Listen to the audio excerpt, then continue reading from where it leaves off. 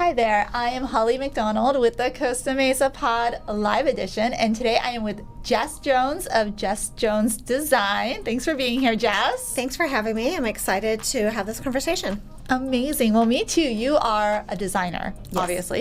Your website says it all. And so I wanted to chat with you a little bit about what's going on in the world of design. A lot of people are remodeling. They always do, but there's a lot more of it these days. So I think that'll be really fun to dive into. Absolutely. Awesome. So I do want to just touch upon a few things happening in the area. You're a local. You were born and raised here in Orange County, which is a little bit of a novelty now. It is. Yeah. So I imagine that you've gone to the Orange County Fair before? I have. A time or two? Yeah, many times. Yeah. So one of the great things going on this week is their motorhome demolition derby.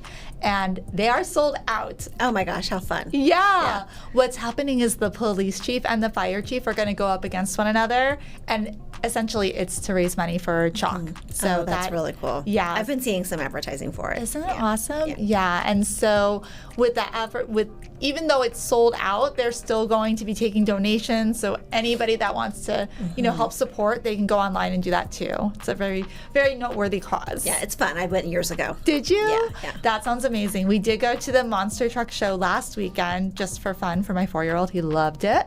But the motorhome derby looks really, really cool. Yeah.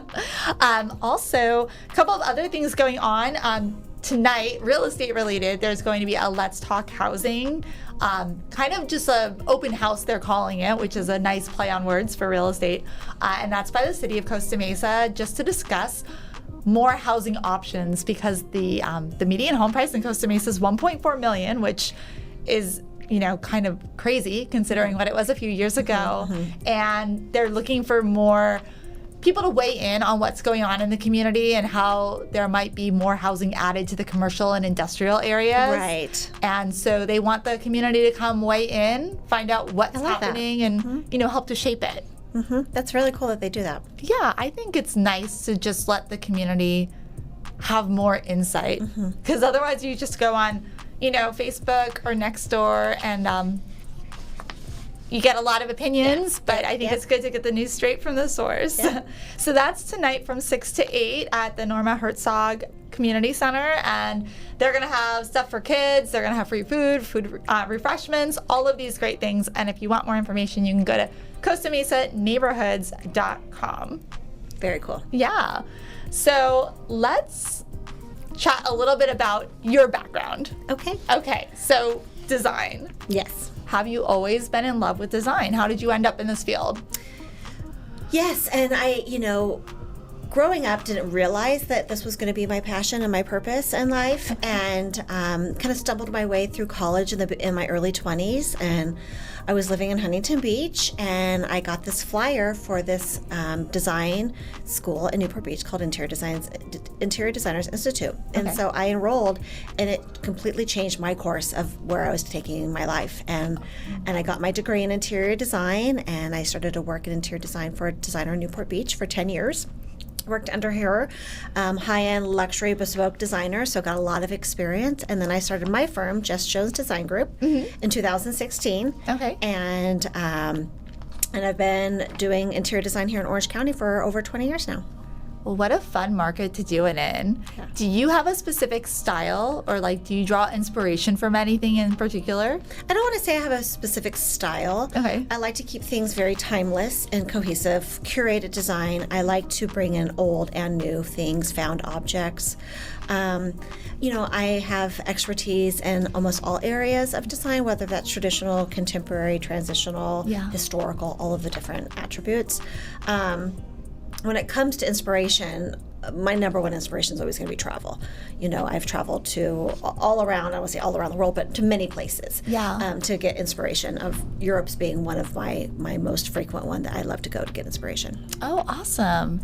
Yeah, so do you find that clients come to you and they have an idea, or are they more looking to you for suggestions and tips?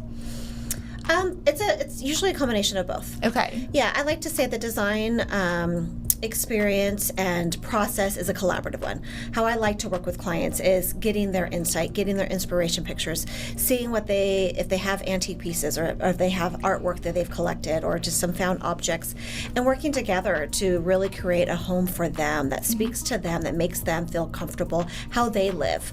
It's all about the function of the home for that client. Do they have kids? Do they have pets? Do they have pools? Are they, like all of those different aspects of how people live really, really are important when you're designing a home. It gets pretty intimate, when you're working with the client to discuss those things of how they live, how do they sleep? When we're creating, custom bedding and all of those different things, these are all questions that we have to get, pretty close with the client to understand their true needs. Yeah, I always thought realtors got pretty into their client's business, but you would actually be more so involved because you're figuring out their actual day-to-day most of the time. Yeah, like how they shower, like when we're designing their showers, what kind of toilet they want.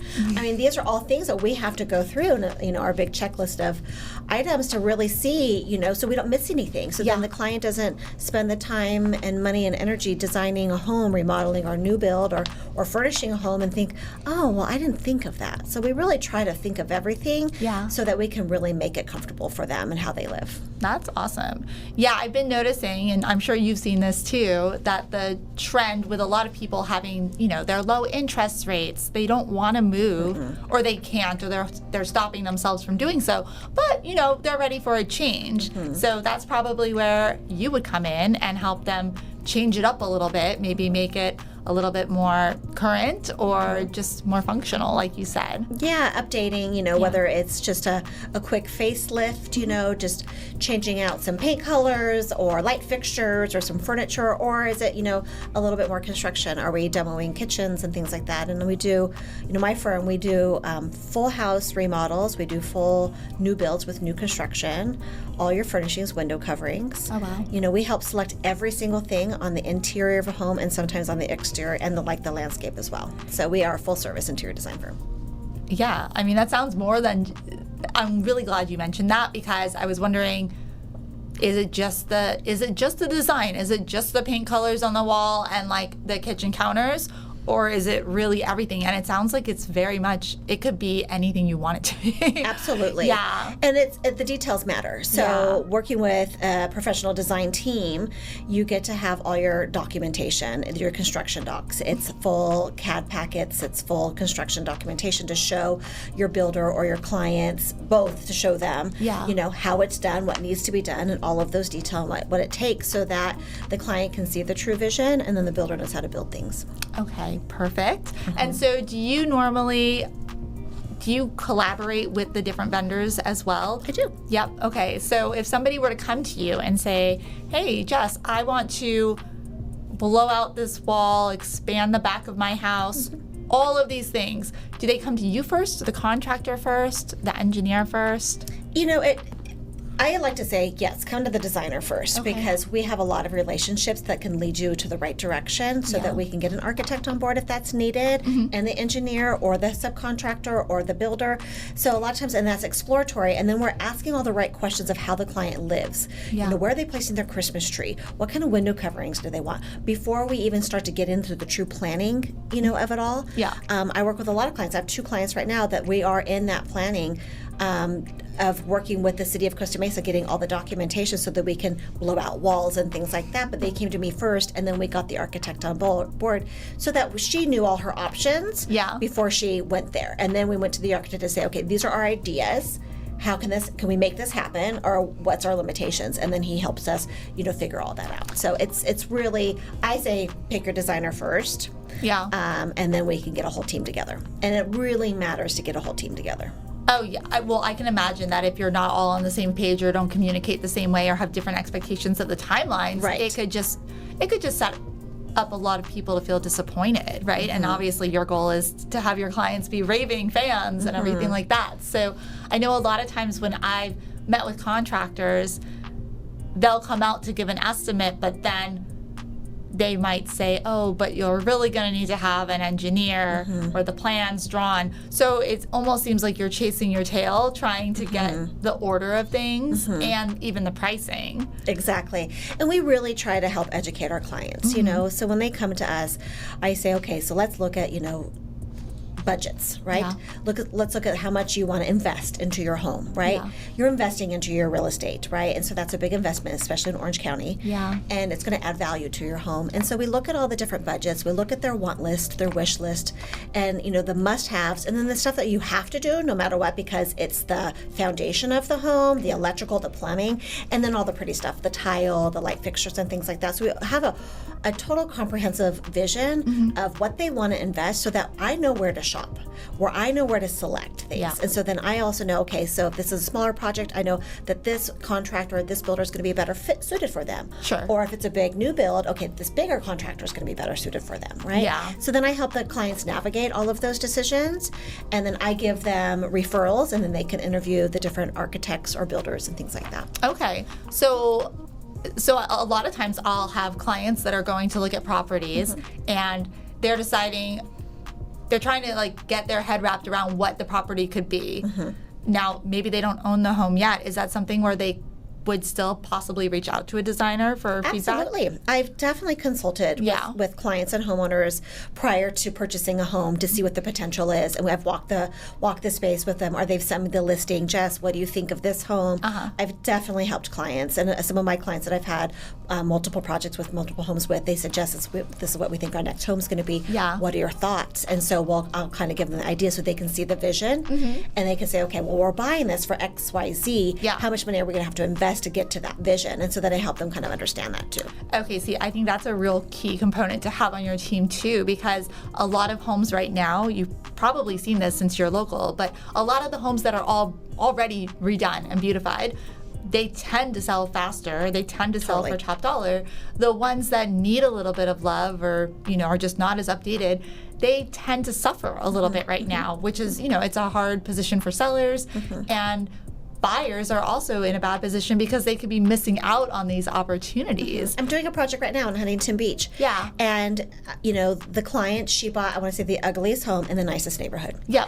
And so she got it for a great price, and she is, willing to take on some construction and some extra dollars to get that home, where it needs to be. And then eventually her investment is going to pay off because she just gained a ton of equity in that home. I mean, this was an original home built in the 1970s. And so we're just, we're doing a big renovation on it, and she's going to instantly have equity in that home because of the updates. Well, and see, I feel like it used to be so much more talked about, buy the worst home on the block, right? And it seems like people have kind of gotten away from that. Not the flippers, but, the everyday buyer has gotten away from that. And maybe it's because of the cost of remodeling. I'm not sure. Maybe it's because people are busy and just don't even think that way. It's a lot. It is, but then somebody like you would be ultimately helping people to navigate that, to basically project manage in a way almost. Totally. Yeah. Yeah. So I think and you that's need where you that. get the team. You get a whole team together, and that way, you have an architect, a builder, and a designer, and a landscape designer. That's the trifecta of having that great team. Not everyone can afford that, right? So depending on the budget, the location, the scale of the house, all of those things. But at the end of the day, if you see the potential, and sometimes the clients, they can't see through the ugly. They can't see through the dated homes, and so they can't see if opening up a wall or raising a roof or any of that looks like, or ceiling, things like that. So you bring me on, as a consultant, kind of in the beginning, to help them see that vision, so then they feel really confident in their purchase, and then they know what their investment's going to be, and then they know that there could be a very master planned design that then can finally be that dream home for them. Yeah, that's awesome. So it's basically like rebuilding the home, essentially. It is. It totally is, completely. Yeah. What are some of your tips for somebody? I mean, if you're doing a smaller remodel, I'm sure it's possible to live in the home, make do. But if you're doing something big, I mean, are you advising people that they go rent a second home, they travel to Europe for the summer. All of those things. Yeah. Yep. I currently have a client in Costa Mesa that we are just waiting for the city approval, and so she thought that she would be in her addition by now, but the city approval sometimes takes it's a long process, and there's just certain things that you have to go through to make sure it's done properly. Yeah. So I'm telling her that once that happens, that she'll need to get into a rental because she can't live through ripping out all the floors, adding on. Yeah. It just, it's going to be very inconvenient. Sometimes if it's just a kitchen or a bathroom, you can live through that if there's a second bathroom on the premises, in the home, or if you plan on just eating out a lot. Yeah. But for the most part, like my home that I'm doing a big full gut remodel on a almost 4,000 square foot home in Turtle Rock, they've been in a rental, and they'll be in a rental for about a year and a half because it's such a huge process and a huge, full gut remodel. It's like we're going down to the bones and building back up. Have you lived through your own remodels? Little things. Okay. Yeah. Little Little things. Yeah. And it's dusty. Yeah. If you have pets and kids, I don't recommend it. It's just the inconvenience of it all. Yeah. But I understand to carry a rent and a mortgage for people is hard. Sure. So, I talk to the clients about that.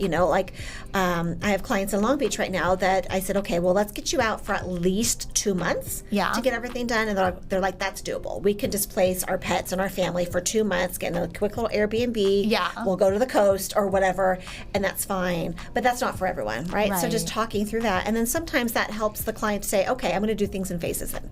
Right. I'm not going to do it all at one time. Yeah. But I also recommend clients like, okay, if you can do it at one time, that is the better bet. You're going to save money if you do it all at one time. Yeah, that's what I've always heard too. Yeah. When I was younger, we remodeled our house. We added on. Yeah. And I just remember we lived there. We lived through the construction, and we actually did it all backwards. But we had like a tarp dividing the old part of the house from the new part. Right. And it was just crazy what we lived through. So it can get pretty crazy. Yes, don't advise it, although it was quite the adventure.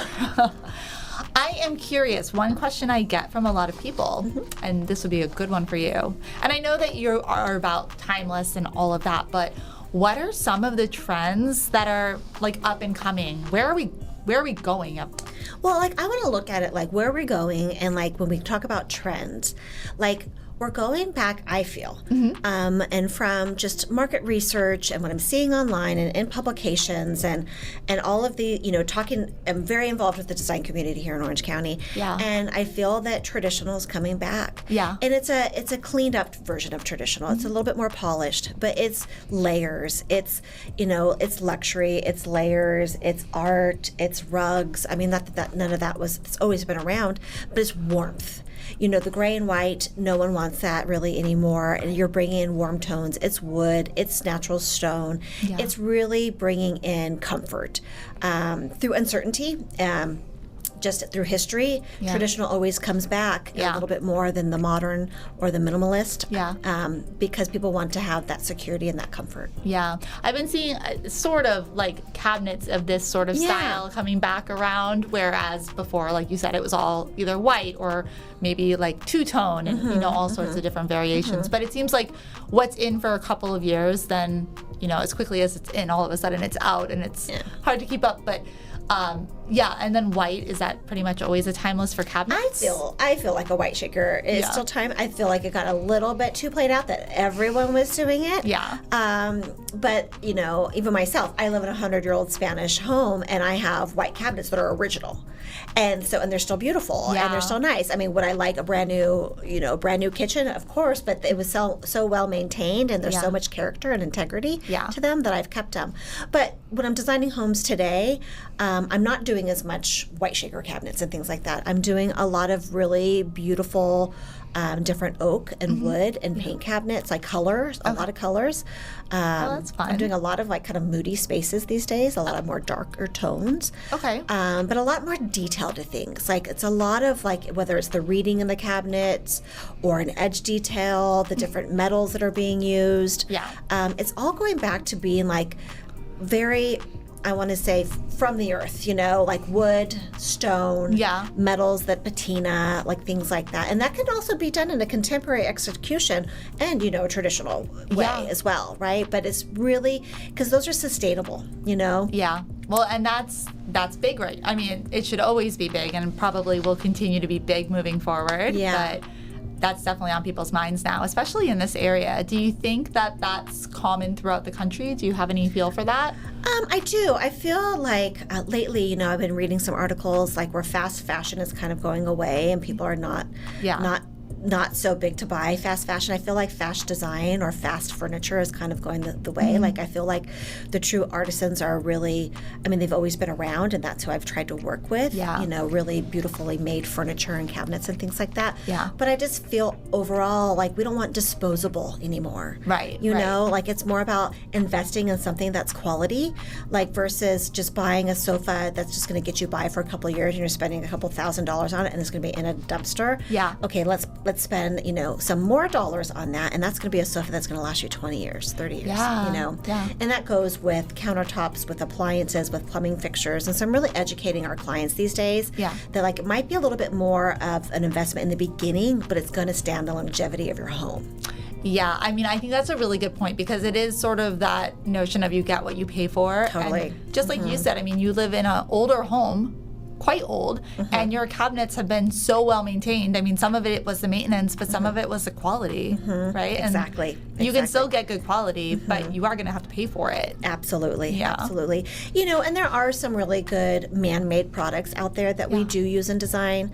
You know, but at the end of the day, you know, natural engineered hardwood floors are still going to be my favorite to use. Yeah. Marble and quartzite travertine countertops, like, are my favorite. Limestone, all of that. Yeah. That's always going to be my, you know, go-to.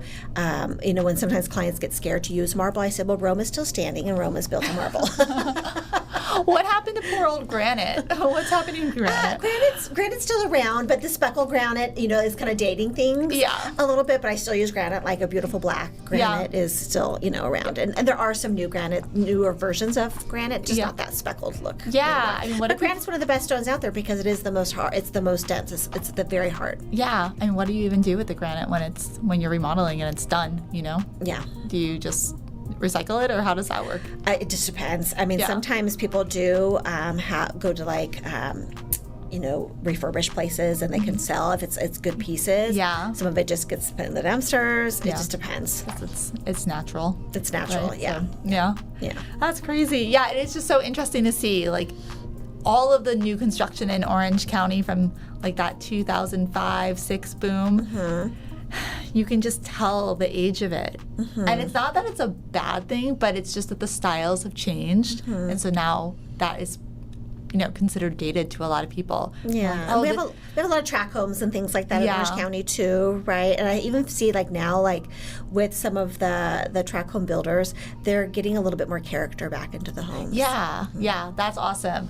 I want to clear up a misconception because I hear this word way overused, and I'm assuming you do too. But if you're in a house that's, you know, 20 years outdated, and people come through and they start saying, "Oh, this is a gut job," I just feel like that's not the usage of the word gut job. Right. It's not a gut job. It's a taste specific sort of thing, right? Right. You know, because like, you know, I walk into all kinds of homes, you know, all over, and they're all different kinds of styles and architectures, and then also the clients are all different, right? Yeah. They all have different ways of living, and what matters to them and what's important to them, you know, what kind of fabrics they have or furniture or just how they live, right?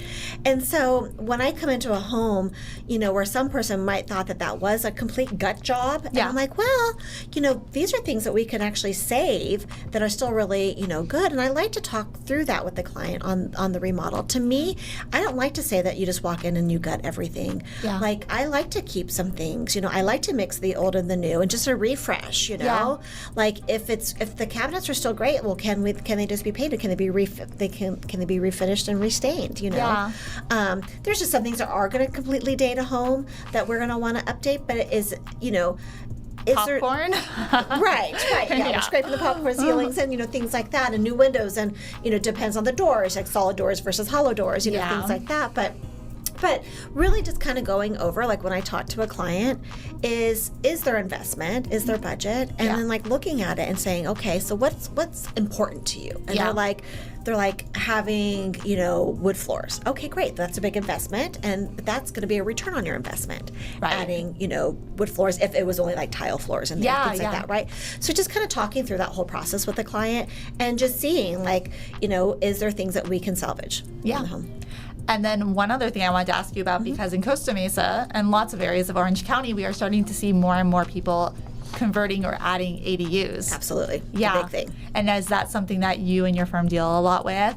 Yeah, we have. Yeah. And right now we currently don't have an ADU project, but we do have we have a lot of people coming to us that want additions. Sure. I think through the pandemic and everyone just really being in their home, it really made them think about how they're living in their home.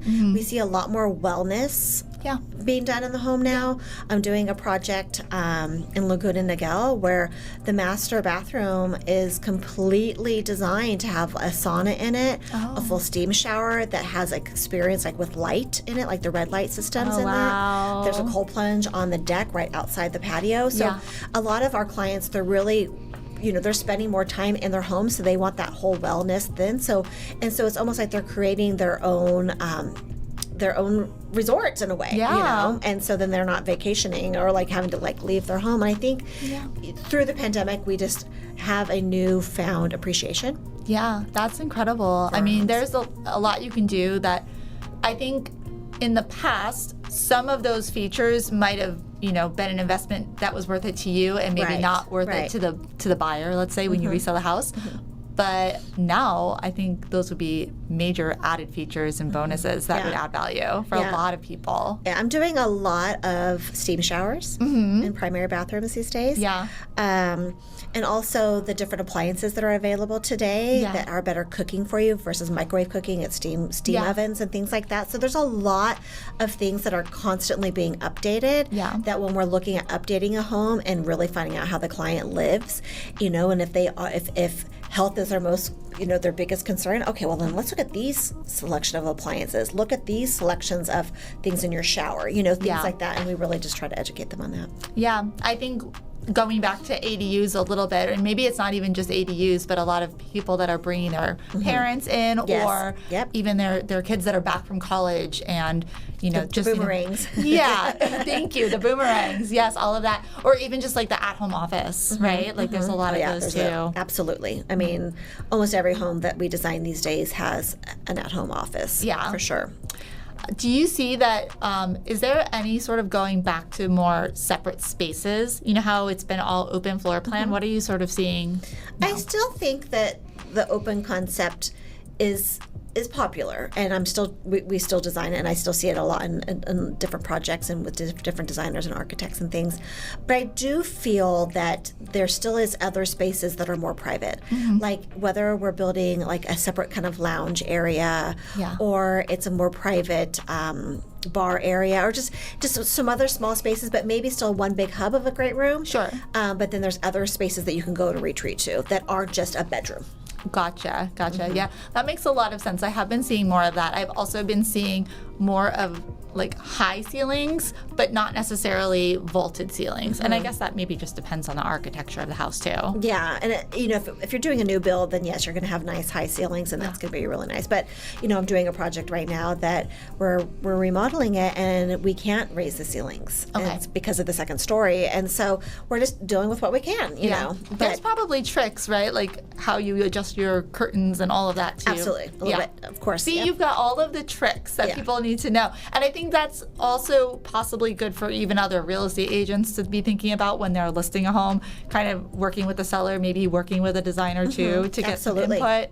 Yeah, definitely. So anybody that's thinking about doing that, or just deciding whether, that show Love It or List It, where it's like, oh, you decide, am I going to stay here and remodel? What's the potential in this house that like, I've been living here so long I can't see past what it is, but you can. Yes, absolutely. That's your job. Yes. How fun. Yes. And I love what I do. I've been in it, like I said, for 20 years, and just knowing that I am a third generation designer.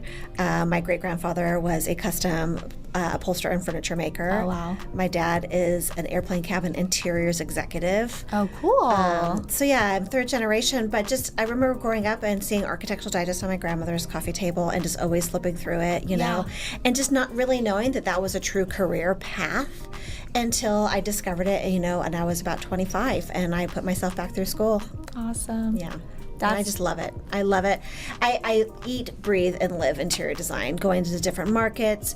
Most of my best friends these days were all designers or in our industry. You know, there's just, I travel to see other shows and across the world, you know, and just in different countries. Like this year I was in London and Paris to see the latest like fabrics and wallpaper and furnishings. And so it's just really, it's just been very fulfilling.